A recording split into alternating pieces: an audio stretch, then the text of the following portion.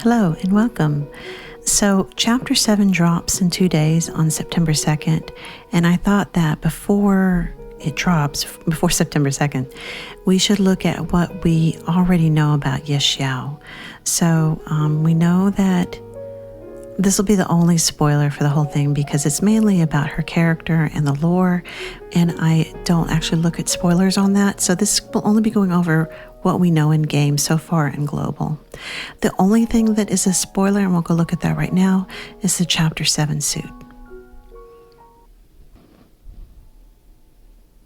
So the Japanese server got Chapter 7 on July 22nd, and they started getting all the teasers. Like here's the, we just got this on our Facebook, on our socials. And then they started teasing the Chapter 7 suit. So we'll start seeing this, I'm sure, on the social media accounts for the global server pretty soon. And this is the Chapter 7 suit. And the thing that's interesting about this is that it's Yexiao. She's the designer on this. And usually in all the previous chapters, whoever was the main character, whoever the chapter centered around, that was the designer of the chapter suit. So it looks like Chapter 7 is going to center around Yexiao. Now that is the only spoiler. Everything else in this is just going to be taken from what's available on global right now. And because of that, we have more questions than answers. I've been working on this for a while, and I'm used to saying this is this and that is that, that sort of thing. But I can't with this one. For example, how old is Yexiao? I can't answer that. What exactly is Yexiao? I can't even answer that.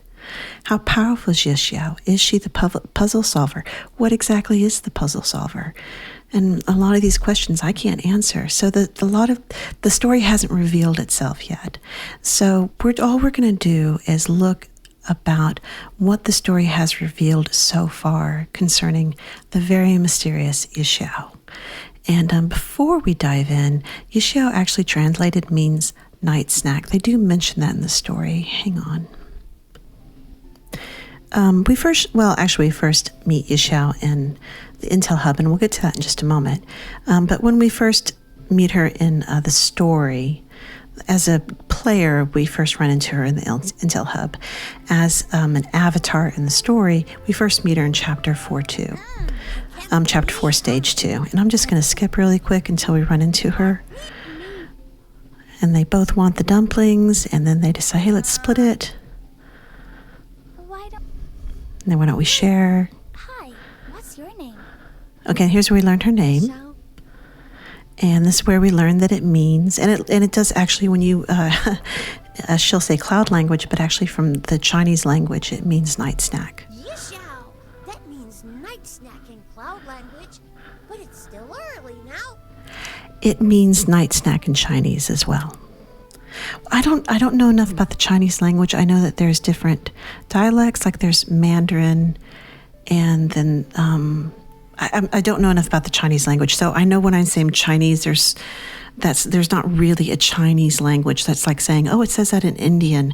I know there's not an Indian language, so I'm not quite sure what this one is in. But I'm sorry, I don't know enough about the language to go that into it. But I do know that whatever dialect of Chinese that the game is written in, Yexiao is translated as night snack. That's my name. So anyways, her name is Night Snack, and I'm just telling you that because you're going to see lots of puns on that, and it's going to come up a lot, and it's kind of funny. And that's because that's what her name is. All right, so we're going to start with the Yexiao Legend event that's going on right now, because it happens to, I say it happens to be going on event right now. I don't think it's a coincidence. I think they put it out right now because we're about to get into Chapter 7. So let's run over to that. Okay, so we're going into the Yexiao Legend event. So during the event, Momo and Nikki, if we go into the event stages, Momo and Nikki attend the Yexiao Festival, which is an annual festival in Cloud Empire that celebrates the legendary designer named Xiao, who revolutionized design theory and execution in the Cloud Empire 300 years ago.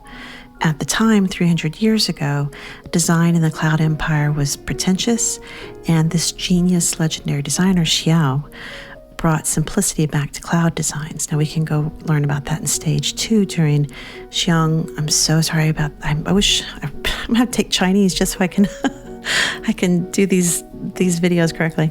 Anyways, in stage 2 during Xiang Shitong's lecture, she talks about that.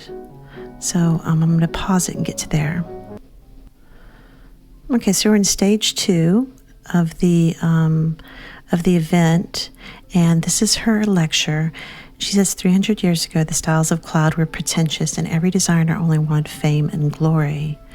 But a genius designer from Cloudcrest appeared out of nowhere and turned this dilemma around with his pure and simple designs. Now, we don't have to get mixed up with his and her here, because I realize that what we're about to say, I'm about to say that these two, that Xiao and Yexiao are the same person. And Yexiao is obviously female. I think there's a couple of things going on here. One is that the legendary designer, they don't know a lot about the legendary designer. I'm wondering if they even know the gender of the legendary designer.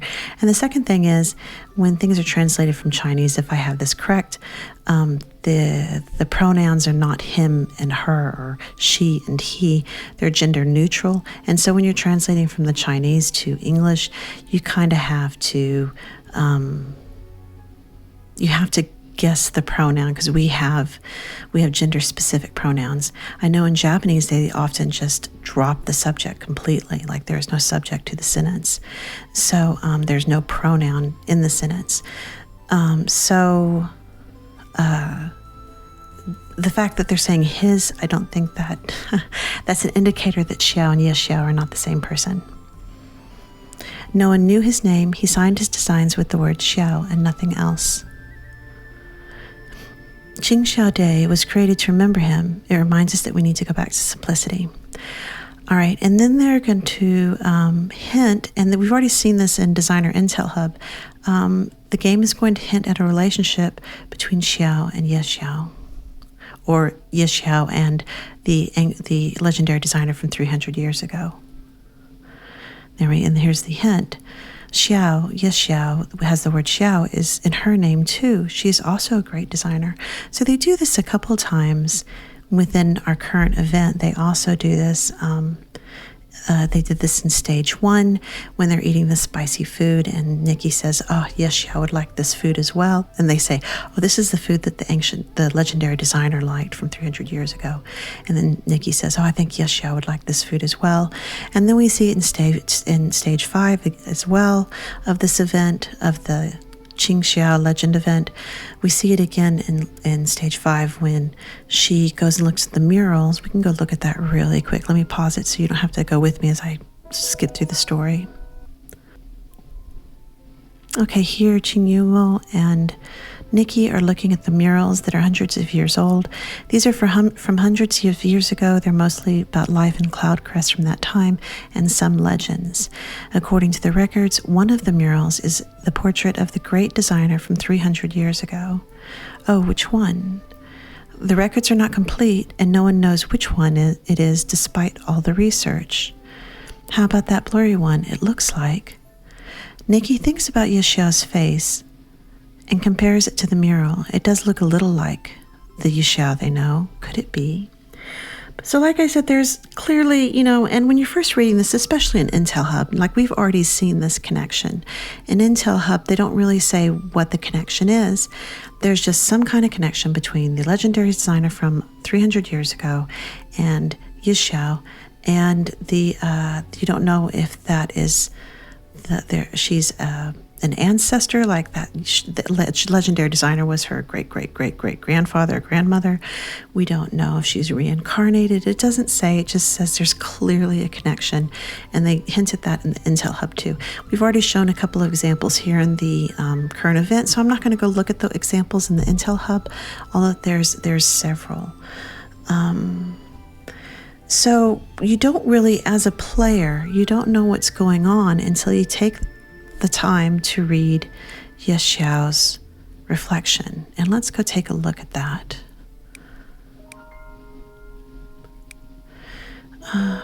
I'm also moving where am I in my notes? I'm sorry, I'm looking at my notes. I know it's quiet.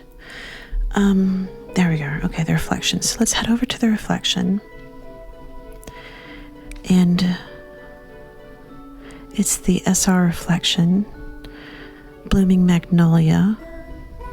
Would you mind telling me what kind of dreams you had? So when you read the reflection, it starts out, there's 3 chapters, chapter 1, Into the Dream, chapter 2, Blossom, chapter 3, Awakening. All of these chapter names are significant.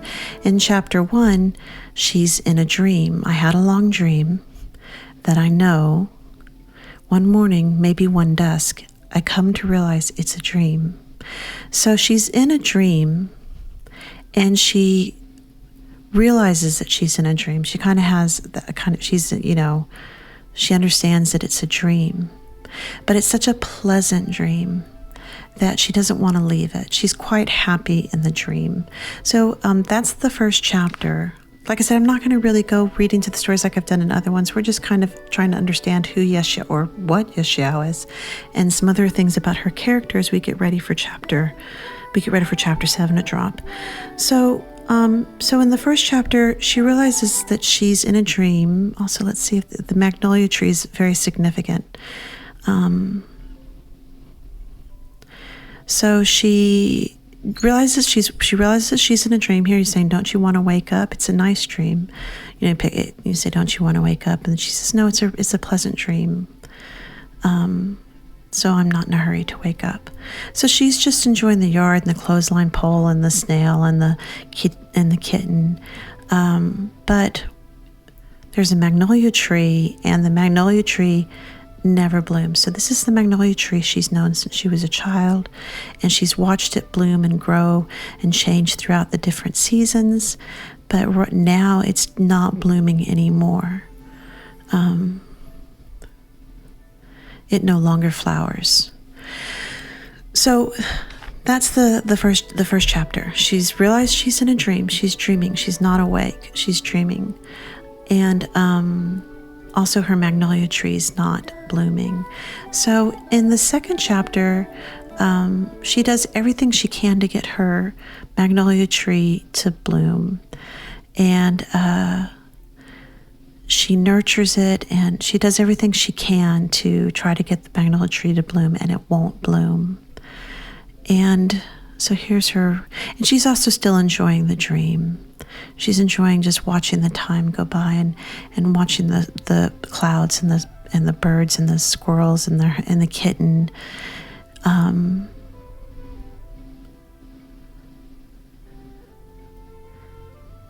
And then the tree gives her a message. Well, she notices the unknown flowers that grow in the corner. And she says, "I can stay here forever." The tree has other ideas. This place belongs to me only. Quiet times never rush me. But that magnolia tree still has yet to flower.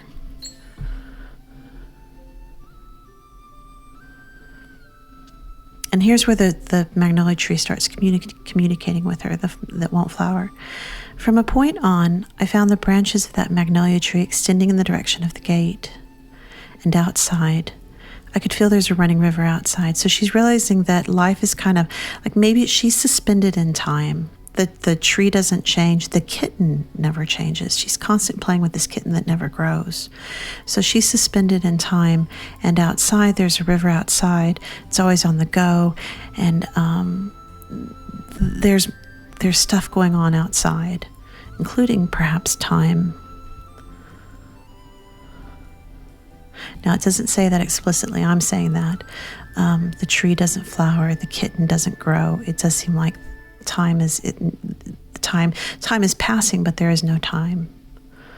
That magnolia tree, is it trying to tell me something? Is it trying to tell something? I don't know. But if that magnolia tree doesn't flower, I can't draw inspiration from nature. So she's getting a little dissatisfied in her dream, because her dream is not giving her any inspiration. It's because it doesn't change. And she says, maybe I should go look for another magnolia tree. which means I'm going to get out of this yard and into the outside world, which means I'm leaving here. When will that day come? Is it going to be a special day? And so she still stays. The magnolia tree is kind of pointed to the gate, to the outside, but she hasn't gone. She still is playing with the kitten and the snail, and the clouds. And it's wind from outside, unfamiliar yet compelling. One ordinary morning, I water magnolias, carefully loosen the soil and trim the leaves. She's talking about the magnolia tree. It's still not blooming. It is beautiful even when it's not flowering. No laundry, there's sunshine. I think I'm ready. It's time to go. I touch the kitten's head. It's still sleeping, crouching into a furry ball. When I step outside and look back, so she stepped outside the gate now. When I step outside and look back, I'm surprised to find the magnolia tree in full bloom. And it seems to be waving goodbye to me with a blessing. So the magnolia tree encouraged her to leave her dream, to walk out of her timeless dream, where time never changed, nothing ever changed. And so she stepped outside of the gate. And the question is, now that she's waking up, what is she waking up to? So let's see where she's waking up to. Just like that, I leave the yard. That long dream is over. I'm now awake. Okay, she's awake, but look where she is. She's in the Ark, in the museum of where the mirrors are, where the designer's reflections are. So when she wakes up on the Ark in the museum of the designer's reflections, which is suspicious. Let's keep going. And at the last moment, the magnolia in full bloom is engraved in my mind. I want to draw it down right now. So like all the designer's reflections, they are memories of an outfit. They are memories and emotions that are from an outfit. And that's why the outfit is always contained in the story of that reflection. So she wants to draw down the outfit that my avatar has on. We'll go look at it in a moment. That's the outfit from this reflection. So it seems to be another world, but I have no time to care. Let's go back. I think she's talking about where she stepped. Paper and pen. Yeah. It seems to be another world, but I have no time to care. I just want to find paper and pen first. So she has stepped into an entirely different world. So she when she left her gate, she didn't just step outside the gate and she can turn around and see, oh, there's the gate, there's the kitten, there's the magnolia tree. She stepped into another world, kind of like what happened with Nikki when she stepped into Maryland. Memory always fades. She wants to get the idea for the dress down quickly. I find a little girl eating her chips, and she looks at me surprised. And look who the little girl is. It's Marina. So she's definitely on the Ark. And Marina's like, oh my gosh, what the heck? Well, what? Hi, do you have paper and pen by any chance? The little girl puts down the chips and nods. Can I borrow them for a sec? The little girl hands me the paper and pen on the table next to her. Here. Thank you. I draw the scenes in my dream as fast as I could, so she's drawing down the design for the outfit Blooming Magnolia, which this is the reflection for. There's a world that I love in the yard, but that magnolia tree doesn't want me to be caught up in it. So, well, I want to go outside. Unconsciously, I speak off my chest. I think that means I speak honestly. I speak without thinking about like what I was thinking it and I just said it. The little girl looks at me with curiosity and in surprise. You can't get out. The little girl reminds me. So she's telling her, you can't leave the Ark. Not far away from me, there's a wide exit. The sun is casting a shadow on the ground. I want to go outside, to draw more beautiful and interesting stuff, to perceive more subtle and magical changes, to reunite with the clouds, the kitten, and the snail, to find a new magnolia tree. And the exit is right in front of me. And it doesn't matter whether you say wait or walk out, she's going to walk out. Just go out there like this. Okay.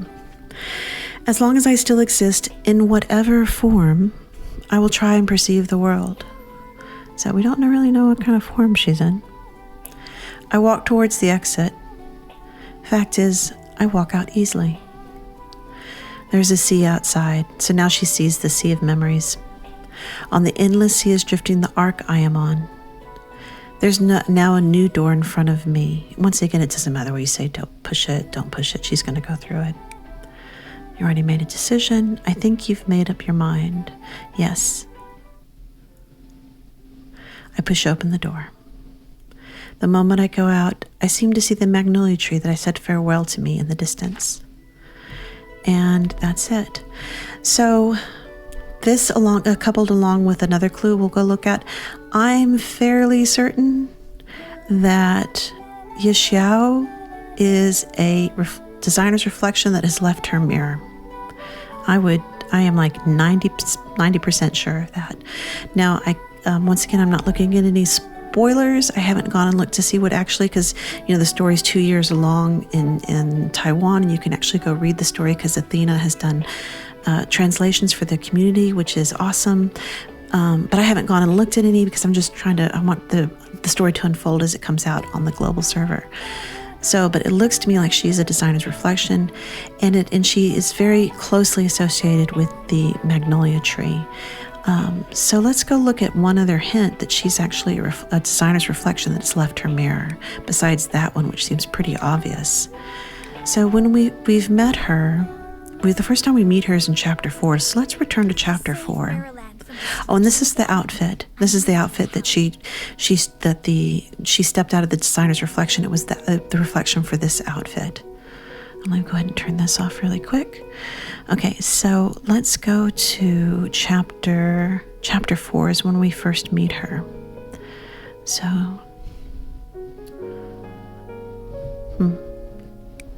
there we go, main story. And let's go to the very first stage on chapter 4. Okay, so they're trying to, let's recap where we are at this point in the story. Lowen and Nikki have, well, at this point they do still have, they still have Leonid's manuscript. Of course, they lose it later. Actually, they lose it by the end of this chapter. They don't have it anymore. Chinyi has it. But at the beginning of the chapter, they have it. So Lowen and Nikki have Leonid's manuscript. They have that diamond where they can view the text through the diamond, but they still can't understand what it says. So they're going to look for the puzzle solver. So they go to the Ark to get help from Eon and Marina because they don't know. They've got Leonid's manuscript, but they can't read it. So they're showing up at the Ark saying, hey, we found the manuscript, but we can't read it. What do we do next? So that's where we are in the story. There's Marina saying, Nikki takes out the manuscript that Lowen gave her. This is, they're talking. You can listen to them. Do you know anything about this? Okay, one of the mirrors resonated slightly as soon as Nikki took out the manuscript. Looks like a clue is about to reveal itself. Okay, so they're going to get a clue because they're trying to figure out what to do next. How do they read the manuscript? So here they are in the Museum of Mirrors. And I actually remember what it's called. It's Museum of something. It's where all the designer's reflections are. They locate the mirror in the archives. It's also called the archives, but it's called a museum as well. In the mirror, there's only a white magnolia, no designer's reflection, however. So that's because she's not in there. She took off. The magnolia tree encouraged her to wake up, to leave and wake up and not stay in that timeless place, and she's not there anymore. In the mirror, there is only white magnolia, no designer's reflection, however. Where did the designer go? I don't know, Marina. A powerful designer's reflection lies between reality and illusion. Blooming magnolia. I think you might find something in Cloudcrest. That's in Cloud Empire. Okay, so then she goes, the hint is the magnolia. So she goes down to Cloudcrest at this point looking for magnolias. The hint is magnolias. She's asking everybody, where can I find magnolias? And she gets, Chinyi says, I've read it through and I can't figure out at which point I'm looking for the puzzle solver. Maybe I should read it through again. In fact, I've read through it so many times because all of a sudden then they're saying we're looking for the puzzle solver. Let me go check that again. Just really quick, I haven't found the puzzle solver stuff yet. I'm not quite sure where all of a sudden they're saying puzzle solver. That magnolias is their only clue from the arc, and this is after. So we're still on stage 1 in chapter 4. It's just after the battle. This is after the battle, and this is where they start mistaking Qin Yi for the puzzle solver. From the very beginning, they do, and then he leans into that. You know, their mistake of him being the puzzle solver. I'm disappointed. We're not. What are you? Okay, blah de 5 blah. more seconds. Speaking of flowers. There we go. Are those magnolias behind Shinyi?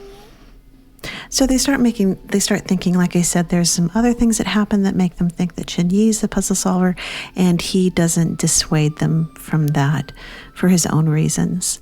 So I'm going to keep on looking to where they start calling it I don't know why all of a sudden the person is the puzzle solver. Okay, I'm back. It's in the very next stage that we meet Yexiao. So they are hungry, they go to get food. There's only one thing of dumplings left. They split it. The thing that I think is interesting in this, other than we meet her, and Nice to meet Nikki. is that she sees through Qin Yi's illusion. Now, she doesn't tell anybody that it's an illusion, which would have been useful information, but she is mysterious, and I don't think she thinks like other people. So let's go back to her being a designer's reflection that's left her mirror. Well, how long ago did she leave the mirror? How long has she been wandering around Mirrorland? Did she leave it 300 years ago? Did she? If Xiao, who is the designer from 300 years ago, if that was actually Yexiao as a what am I thinking of? A designer's reflection who's left her mirror, and she's actually that's who Xiao was 300 years ago. How old is she? Did she leave 300 years ago? Did she? I have no idea. I don't know how long she's been wandering around Maryland. And if you're hundreds of years old, does it not, when someone's is that why you don't think the same as other people? Not to mention she's not even human, so you don't think the same as other people, and so she doesn't bother telling anybody, oh, this is just an illusion. But there's twice in this chapter where she does know that this is an illusion. Wait, what are you? Do you know anywhere that has magnolias? They're still looking for magnolias, and she doesn't say anything. She doesn't say, oh, you know what? There's a magnolia tree in my yard. Anyway, so they talk about. Why did it? I know. I wonder if the So they're talking about all the flower fest, and there's magnolias as well as a bunch of other flowers in the flower fest. His first. He's a In addition to this one. Trying to get to the part where she I says, want to see Cloud Crest covered Here we go. in flowers. I bet it looks amazing. so she says, I want to see it covered in flowers. What you're seeing is snow, but also flowers. So Yexiao knows. Yexiao knows that this is an illusion. Like I said, at the end of the chapter, she says something else about that it's obvious that she sees through the illusion. So do I keep looking where they change it to the puzzle? The word is the puzzle solver. I think I'm going to stop looking for that because I can't find it. Well, okay, no, I'll keep looking. We're going to make this thorough, even though we're at 30. Okay, I found it. It's after the battle. I think I'm in 4-4. We'll check when I get out. Let's go to review. She's already said it. So they're about to watch Qin Yi's play, and she's saying, and Nikki says, I'm just wondering if he's related to who we're trying to find. And Joy says, the puzzle solver. And then Nikki says, we don't have any evidence. That was just a guess. So, like I said, all of a sudden, there was no reference to why it's called the puzzle solver. That was done off screen. That they started saying the puzzle solver. Now, why am I going so much into this? You're like, gosh, that's a lot of work for, a reference. It's because I'm pretty sure that either Yexiao is the puzzle solver or knows how to find the puzzle solver. Then, of course, the question is, what is the puzzle solver? Who is the puzzle solver?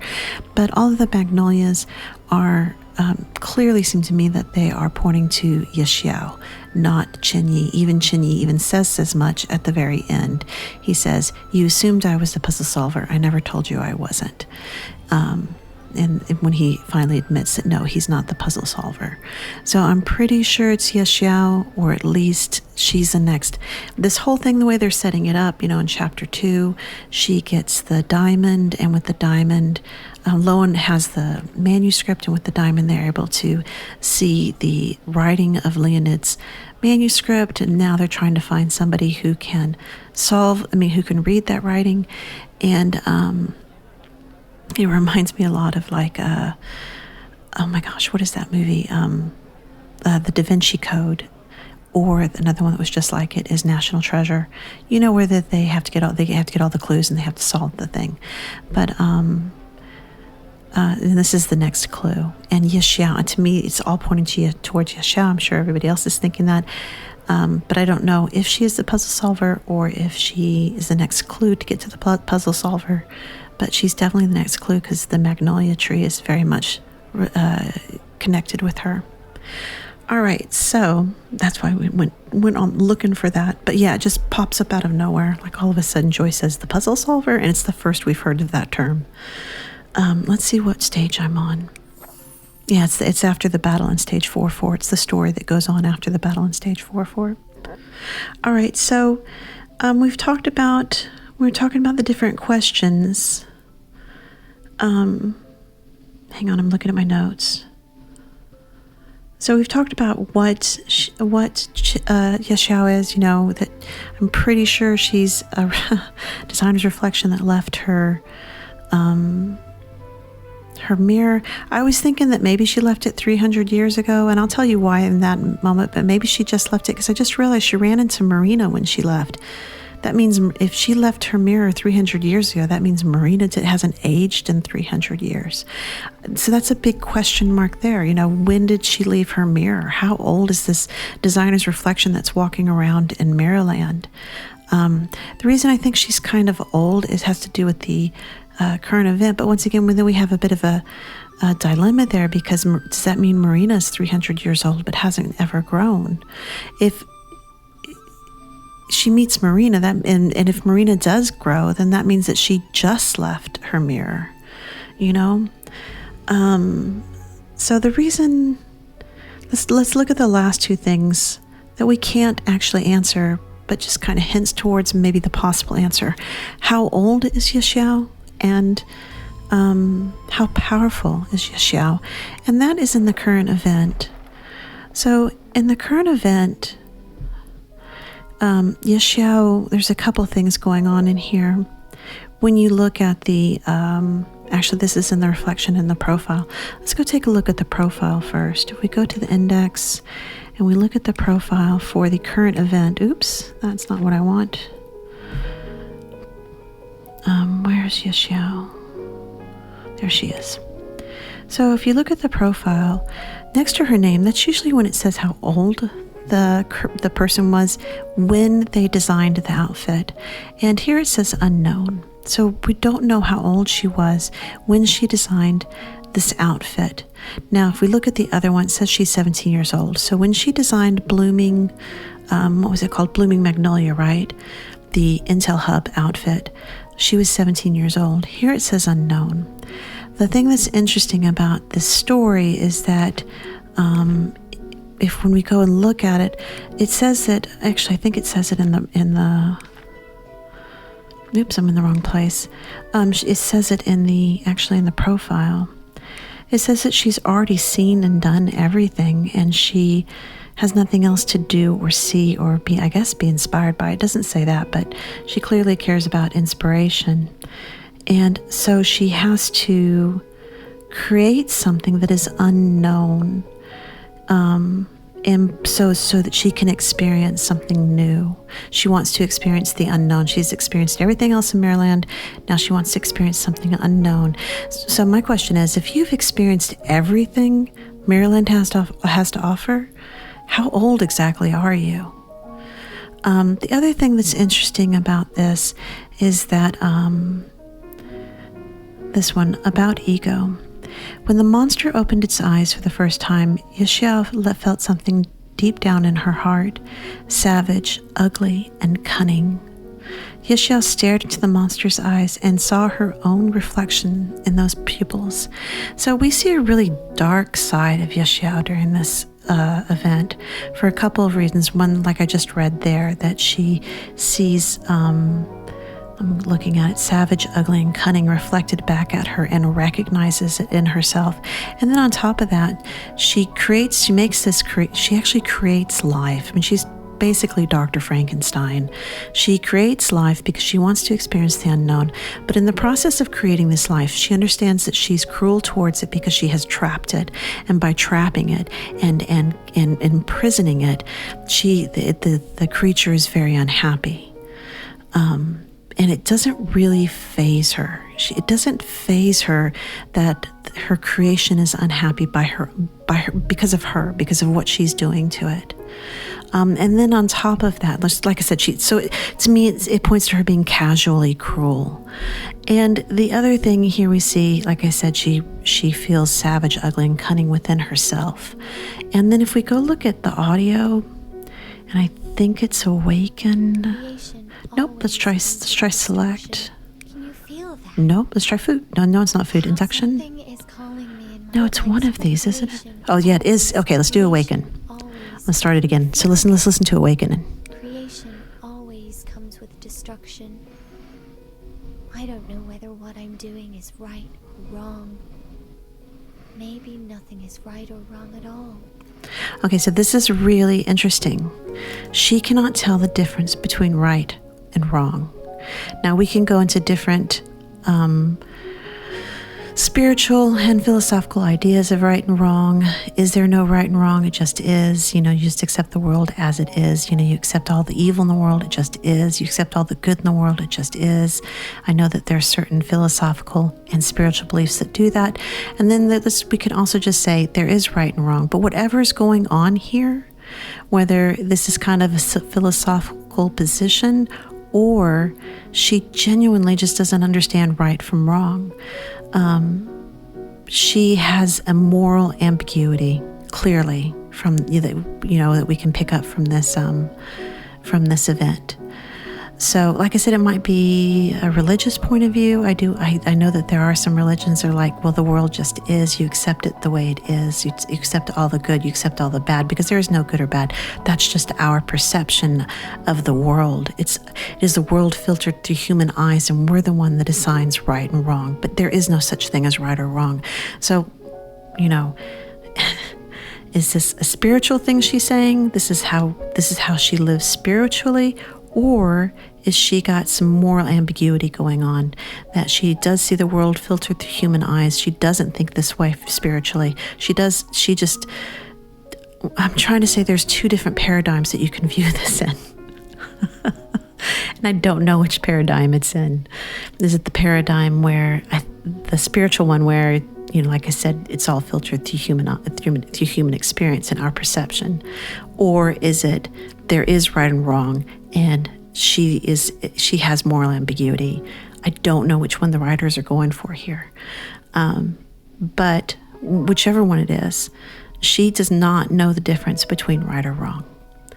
So, well, like I said, then if you do, it's the spiritual one, because the very last sentence, maybe nothing is right or wrong at all. That's why I'm even bringing up the spiritual one, because like I said, that is the whole idea that the world just is the way it is, and we're the ones that assign, and it's completely subjective. Humans assign right and wrong.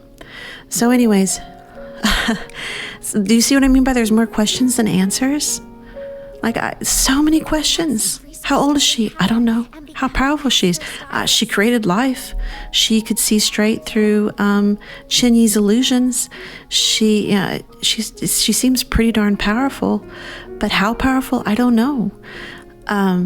Is she a reflection that has left its mirror? It certainly seems that way.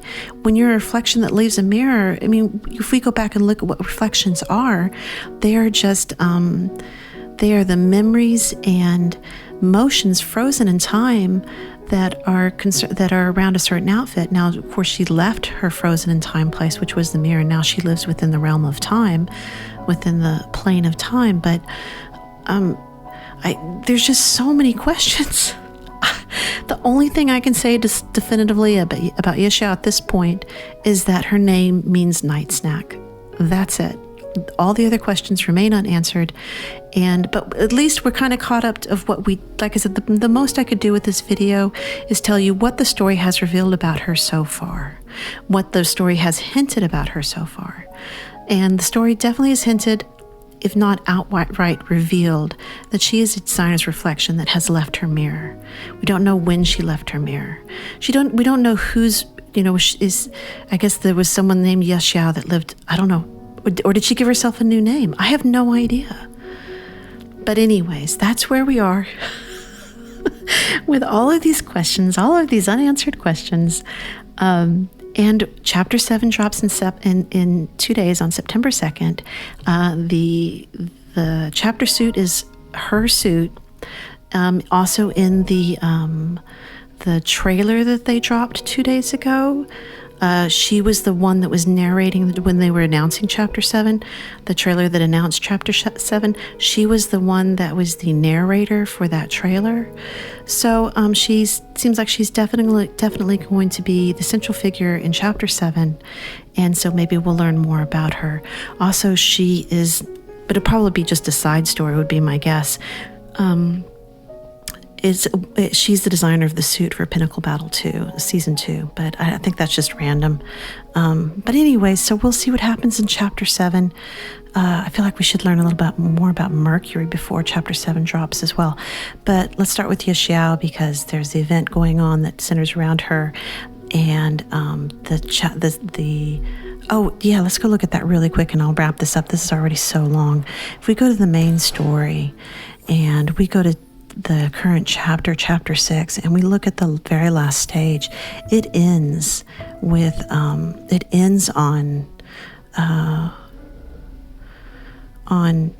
Yexiao. So let's go see. We see Lilith. She's heading over to Loden, and there's Nightbane. Lilith and Nightbane are going to head out there, and then it ends on Yexiao.